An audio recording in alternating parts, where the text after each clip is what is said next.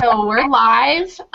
Hey everyone on the back channel and who's watching. This is Credence Baker, and this is week 4. We made it to week 4, so everybody is celebrating on our side. I know you guys on your side as well.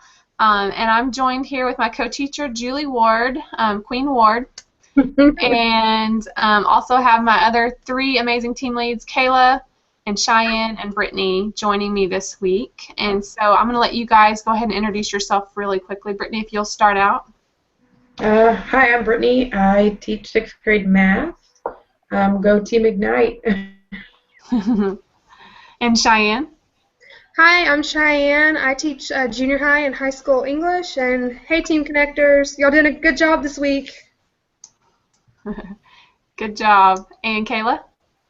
Hi, I'm Kayla Kavitsa, and I am an elementary instructional specialist, and really proud of my collaborators. They worked super hard this week. We are very proud of the work that you guys are doing in this class, and your enthusiasm is infectious, and it makes us just want to keep going and keep sharing what we know with you. So hang in there. Week 5, I want to just make a few announcements about the course. Week 5 is going to open on Thursday. And that's so that we can get it all done by the 30th. And so there'll be some overlap between week 4 and 5. And for you go-getters that are just chomping at the bit to get to the next week, that's going to be great for you. But for those of you who hang and wait till the weekend to start, just remember that it's going to close the following Thursday. So just keep that in mind as you're working. And I think you're going to enjoy week 5. We have a really neat activity planned for you guys, and you should have received in the mail your Google Cardboard sets. And so if you're on the back channel, if you would, just let us know if you've received those so we can kind of get an idea of where we're at with that. But we're going to have a really neat virtual reality activity for you in week 5. And then you're going to learn a lot about teacher leadership when it comes to technology and how important that is. And so week 5 is a really neat module to kind of wrap everything together that we've been learning all semester. So I'm excited for you guys to reach that milestone. I wanted to dive into some of the questions that came in from week 3. And so you remember in week 3 we learned all about content curation and creation. And you guys did some amazing soft chalks. I really enjoyed looking at those and seeing what you were able to produce, you know, on your very first try was just amazing. So I appreciate you sharing those links with me and with your team lead, and we enjoyed that. I had some questions that came in about our program here at Tarleton that I wanted to kind of address. And so Melissa from Team Innovators had a question about the format of our program. So she wanted to know, are all the courses in the ID&T program set up similar to this course? Do the fall and spring semesters, which are longer, tend to require the same amount of time and focus each week? And so what I would say is the fall and spring courses are spread out over 15 weeks, and so the pace is a lot more slow. You have a lot more time to digest things, but the content, the amount of content is essentially the same. It's just spread out a little bit longer. So that, I hope that answers your question, Melissa. If you're thinking about our program, it's, you know, these summer courses are tough and they're jam-packed. And I'll let the team leads kind of talk about their experience with courses in the program as well.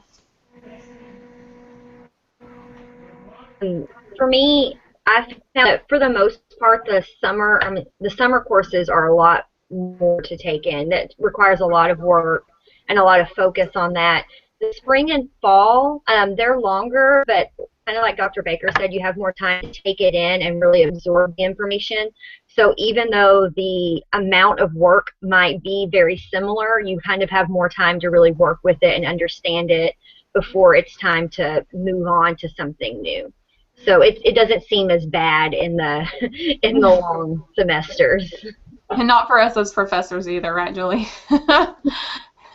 We like the longer classes too. But yeah, it's a great question, and our Dean of the College of Grad Studies should have sent out an email to everyone today talking about how you can use this class as free credit. So it is free, and if you want to apply it to a degree here at Tarleton, you can apply it towards your master's or your doctorate, and all you have to do is make a B or better. And so Julie and I, as soon as we're done with week 5 and have all the grades in, we'll be sending out your completion packets, and they'll have all your completion letter and your instructions for how to use the course for credit. And we always love, and we have people that choose to join the program because of this class or as part of this class.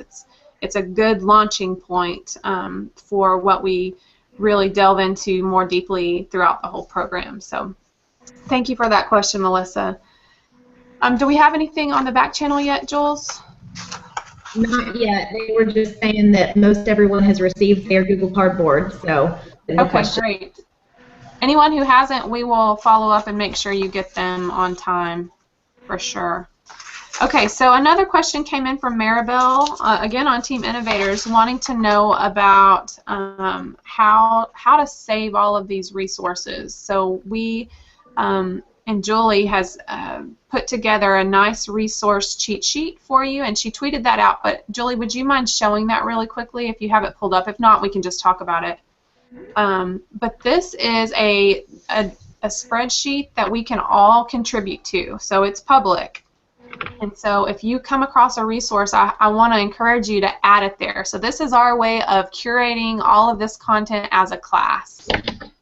And so I'll let Julie show that a little bit better. If our internet cooperates, it hasn't been cooperating. Yeah, my screen share. There we go. Okay.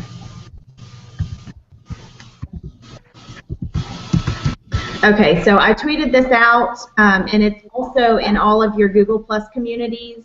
It's a Google Sheet, and it has some different tabs across the bottom. So there's apps, and then it just lists the name of the app, the description, if there's a cost, and then any notes about it. Websites. The same thing, it lists everything there, and then course content links, how to build your personal learning network. So everybody put their names in there that wanted to. All the team leads are in there, and then myself, and you guys have Dr. Baker's information. So everybody can add to this, and you can go through and enter any information that you want on here. It's shared. Anybody with the link has edit access. So be sure to link and save it somewhere in your drive. That way you've got access even after the course. Then you can add to it for your personal network. Cool. Well, thank you for showing that. And the other point, there was a tab on there that she showed. And Julie, I think you're showing the Hangout window. Oh. You might stop share. Just okay. Well. Oh well. So there you are. Okay. Cool. So all of my content modules, so all of my soft chalks and my link to my YouTube channel and any link that I built for this course is also one of those tabs.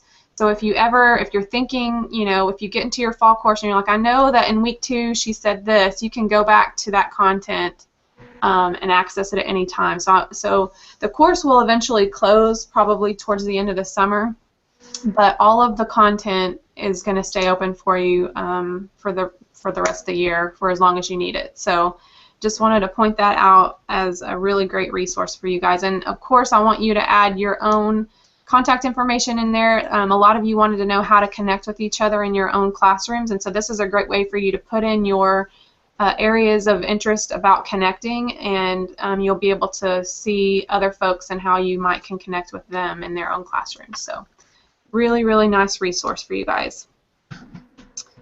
Okay, so let's jump to a different question. So Mindy and Dominic had some questions that I think are very timely, because these questions came in at the end of week 3, and they're really sort of previewing week 4. So Mindy wanted to know, are there any sources or suggestions as to how to teach students to Google search more effectively? And that was from your team, Cheyenne, Mindy. And then Dominic from Innovators wanted to know, given the rapid evolution of the digitation of the world, What does digital literacy look like today amid the flux of the digital world and the World Wide Web? And so hopefully the two of you have dived into week 4 and see that's exactly what week 4 is about. It's about teaching digital citizenship and literacy and online safety and why it's important for us to do those things. And so I'm excited for you to dive into those modules and kind of get those questions answered a little bit more. Wendy, I'm getting some feedback from somebody. If you guys would mute yourself just until you're ready to talk. All right, so in terms of Google search tools, in the week 4 soft chalk lesson, I've put some really cool resources in there for you to look at Boolean searches and at different filters that you can apply, at even creating your own Google search engine. So you basically can say which websites you want to show up in the search. So you identify. So that's another safe search tool, is for you to kind of say, okay, I want them to search, but I only want it to pull from this list of websites. So lots of really cool tools there for your students to be more fluent in the way they search. And then Dominic, a lot of tools for them to be more digitally literate, and I hope that you guys enjoy those in the module. Crystal Ruckus had a really neat question, and she wanted to know, and she's from Team Innovators, does anyone have any suggestions on what program is better for a school newscast? iMovie, Camtasia, Final Cut Pro. We have always used iMovie, but I'm looking for a new way to go about it. And so we kind of talked about this prior to launching, and I guess it depends. If you want to do a live broadcast, Google Hangouts on Air broadcast is a good tool. So exactly what we're doing right now. But if you want it to be a little bit more polished, more like a newscast, there is a tool that we have here at Tarleton called TriCaster, and it lets you have like digital sets where it can put backgrounds behind you, and it can make you seem like you're sitting at a news desk, and it has the music overlays and makes it look really nice and professional. So I wanted to share that resource with you, Crystal, if you're still interested, and I can get you in touch with the people here at Tarleton that helped purchase that tool. So great question there. Okay, I've talked too much, sorry. I want to pitch it to my team leads for just a second. Kayla, I'd like to pick your brain on a question that came in from Amber Lemons and Rachel Lieber. Both of them are kind of asking about what are good strategies for working with teachers when it comes to technology, and what's the hardest part about it. I think Amber's, she's about to start her new role in Stephenville ISD working with teachers and doing this. I think she's curious as to what are the hard things you encountered when you started doing that job. Well, first of all, it's a really big transition. You speak to adults all the time, but it's not you don't always have to teach them to do new things. So for me, the hardest part was kind of convincing them that they are capable of learning something new. They are capable of being really good at something new, and then that they have value in what they know, and so they are capable of taking that new skill that they've learned and sharing it with others and helping others grow, whether that's their students or other people in their campus or however it might be. So that for me was the hardest part, is just convincing them that they have something to share and that they are capable of continuing to learn, even though it's something that might seem really daunting at first. So you find yourself having to encourage them, I guess, a lot and help them realize how big a success is? Yeah, and showing them, kind of breaking down the steps of everything so that they see it's not quite as overwhelming as it seems up front, and then showing them and saying, look, this happened because you used this, and look how amazing that is.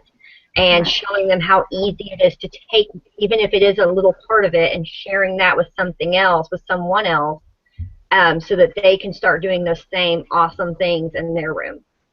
Great advice. And Jules, I know you worked in Granbury ISD what would you say, related to Rachel's question, what are some good introductory tools to start with when it comes to working with teachers and technology? Okay. And that can be very, very broad depending on what types of technology is available at this school. I think somebody said there was a Google school, so starting with some of those Google apps, maybe Google Classroom, and mainly showing the teachers that it's not a barrier, that technology should be used as a teaching tool and to engage and enhance the lesson, not to look at it as something that's distracting or something extra that the teacher has to know all about. A lot of times the students will know more about the technology, and that's okay as long as the teacher can incorporate it into the lesson and make their class innovative so that students are more engaged, and it helps with that lesson throughout the entire time. So just mainly overcoming the barriers to being willing to bring it into the classroom and showing them how innovating it can be. Sure. And Kayla, I think you talked a little bit beforehand about giving. So you were, when we were talking about content creation, you said in your experience you've actually used a Google spreadsheet to kind of curate different tools that you come across in a spreadsheet. Yeah. So I kind of worked on creating a spreadsheet that has a bunch of apps for different websites available into it, broken up by content area and by grade level as far as like primary, so K through 2, and then intermediate 3 through 5. And I'm kind of trying to work right now toward a 6-8 spreadsheet as well. But so that's a really good place if a teacher asks me, hey, I'm looking for a new tool to do this, for social studies, I can go to that, look through it, find something for them. I've also shared it with a lot of my Eager Beaver teachers who were kind of asking me all the time for new tools. So I've shared that with them. For others, it's a little overwhelming, so they don't look at it all at once because it's a lot to look at. But that's been really helpful. Yeah. Well, and it leads into the next question. We had this from Brenda and Jessica from Cheyenne from Team Connectors and from Christian's Team Creators, and they really wanted to know more about this concept of curation.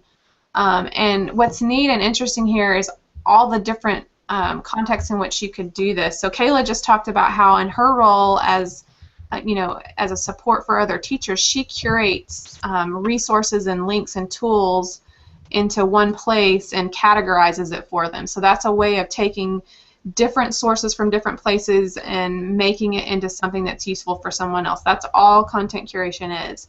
And we were talking earlier, Cheyenne, you said you use Evernote, right? Yeah, that's right. And Pinterest too. We all use Pinterest, right? Right.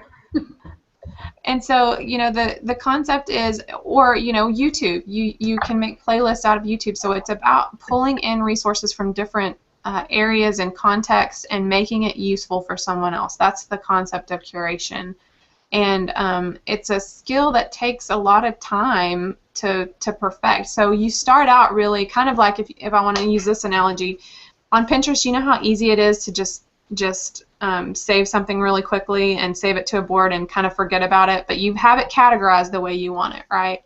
So that's sort of step one of curation. Step two is, okay, I want to share this board with this person, and maybe they'll find it useful.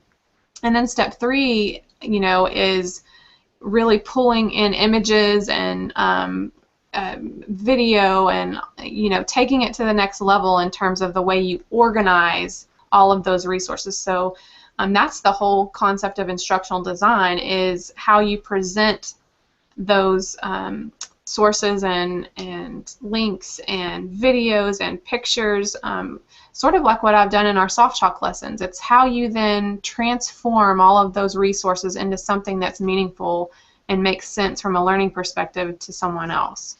And so that's really my hope in our program over here, is to teach our students to go from that, the need to want to collect, to the need to want to share, to the need to want to not only share but present it in a way that facilitates learning.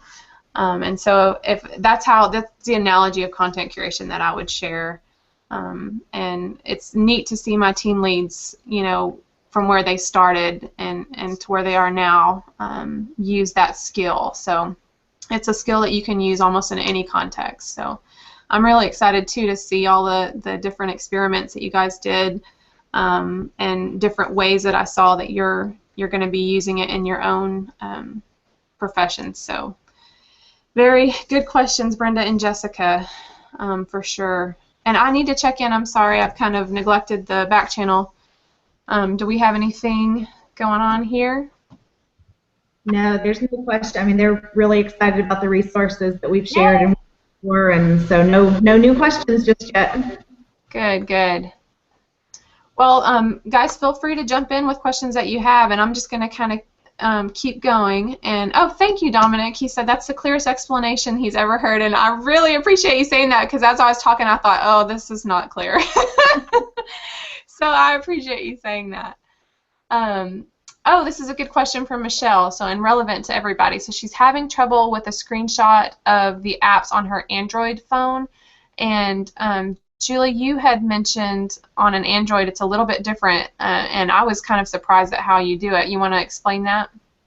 Yes, there's a few different options, and it might depend on which Android phone you have, but we had Androids before I went back to iPhone, and you would just swipe your hand across it. I know that sounds crazy, and it would take a screenshot of whatever's on the screen.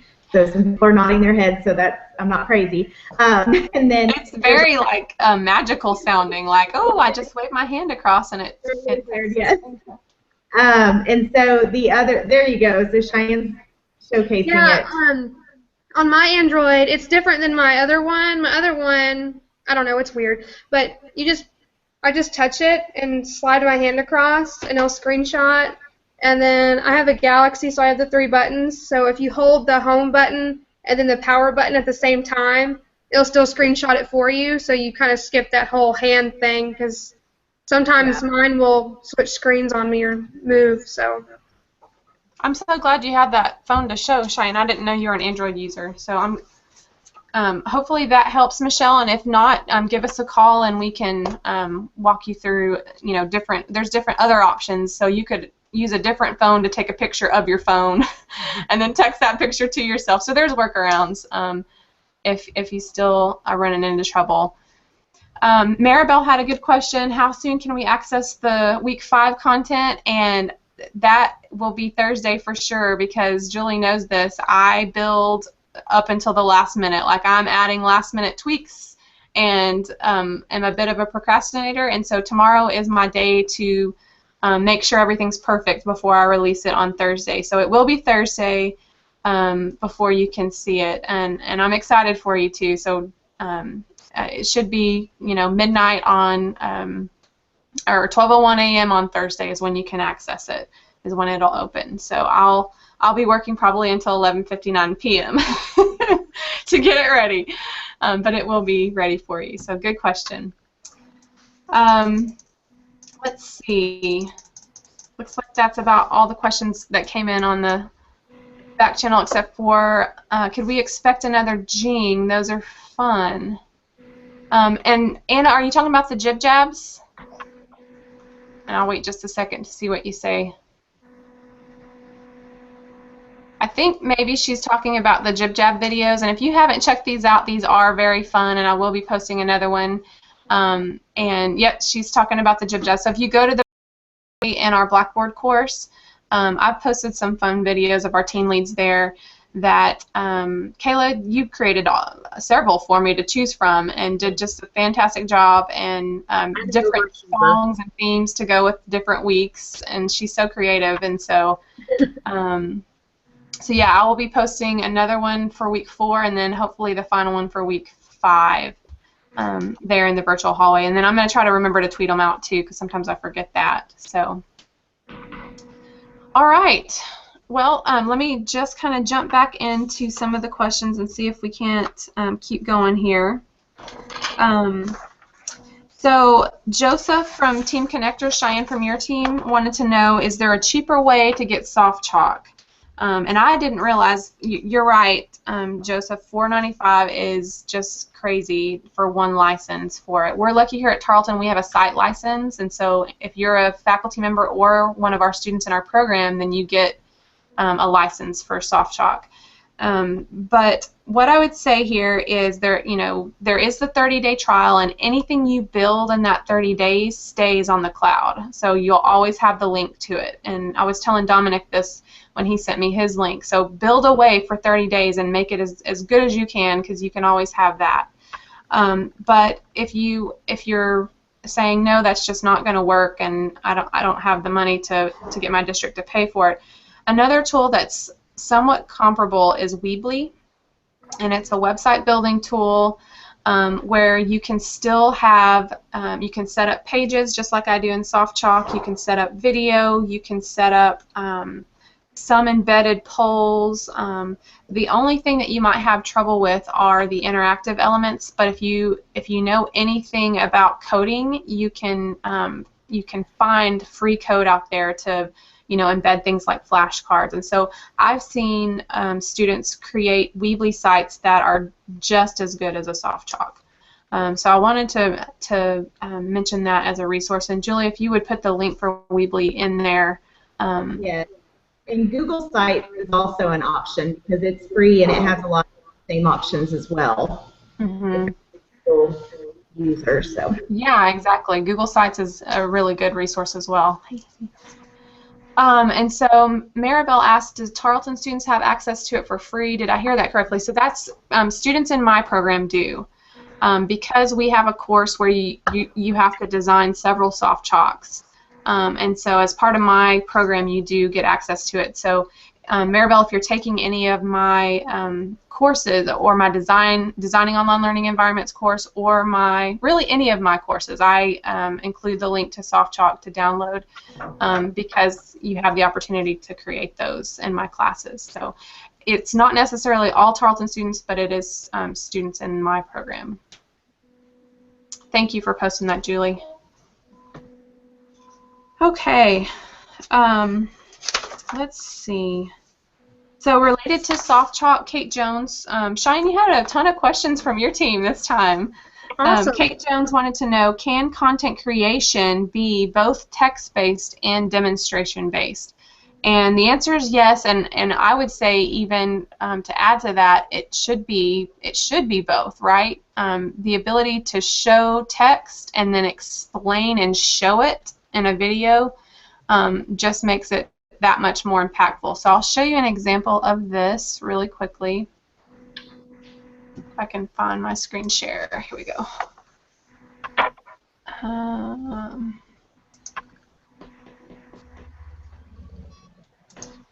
Okay. So you've all seen my SoftChalks, but I want to show you what I mean here. You see how I have text here, and then I have a video, right?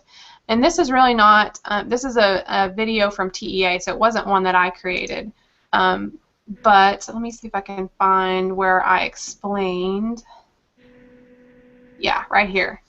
So I have some text here kind of leading into an introduction of the TPACK framework. And I have a picture of it here for you as well. But it's not until you watch the video of me talking you through it that it really starts to make sense. And so this is where I think the power of using text-based and demonstration-based content is so powerful.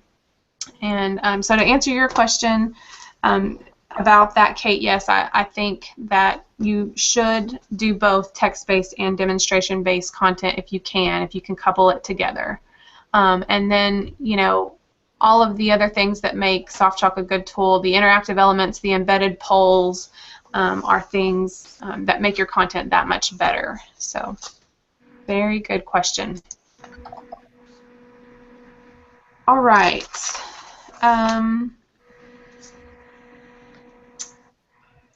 Let me see here. Any questions on the back channel that I'm missing? Yep, right now. Okay.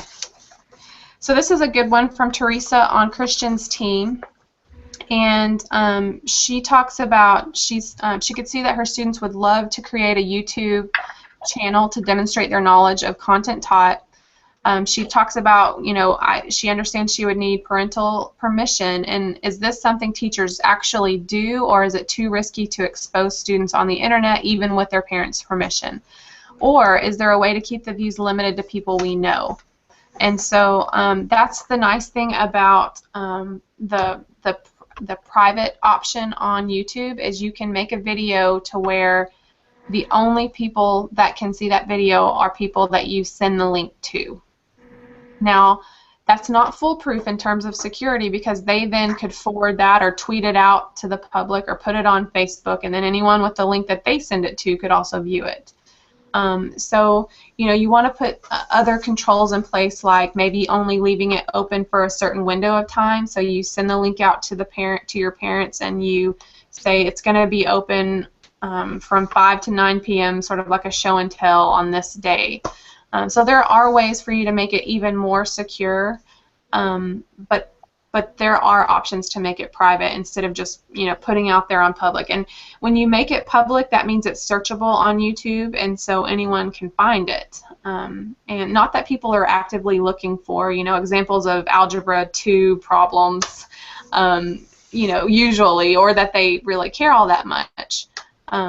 But you do want to protect your students, and by doing so, you're teaching them digital literacy and the importance of being safe online. So that's a great question, Teresa, in terms of your YouTube ideas. And let us know how it goes with your students. I want to know how you guys are using this or plan to use this in your own classes. I think that'd be really neat. On that one other thing that I did with that is I turned off the comments so that if it did get out to someone else other than the parents who I shared the link with, no one else could comment on it and say anything inappropriate that we didn't need, and no negative or anything like that. Great. And then the parents had a link to a Google form so that they could leave comments for the students on how they thought the video was or something like that. Great. Yeah, that's a great suggestion. Yeah, and if you guys think of more that I'm not thinking of, add it. So there are lots of ideas for how you can make things more safe, but yet give them leeway to use the tools and to experience the power of the tools without just not using them at all. So great tip. Okay, I want to end on this one because I just looked up and it's already 7:02, and this always happens. It's crazy. But I'll end with Kelly's question from Team Creators, and she wants to know, how in the world do you get the Google effects? And so if you remember back to week 1, we didn't. For some reason they weren't working, and so in week 2 we were all excited because they were. But the thing is, the effects only seem to work with Hangouts on Air, so the broadcast version. I don't think that there's an option in just regular Hangouts anymore. They took it away for whatever reason. So if you want to practice with the Google effects, then you need to start a Hangout on Air, and that's still under Google Hangouts. It's over on the right-hand side, and you click on Hangouts on Air, and then you can you don't have to start a broadcast. You can still invite someone in, and just like we do before we go live, we're all in here talking. And just like a regular Hangout, and we can put on our effects. So that would be one kind of workaround, Kelly, for you to get in and be able to try out the effects. But yeah, there's some really neat ones. They even have sound effects. Let me see if I can get to those. Yeah, here we go.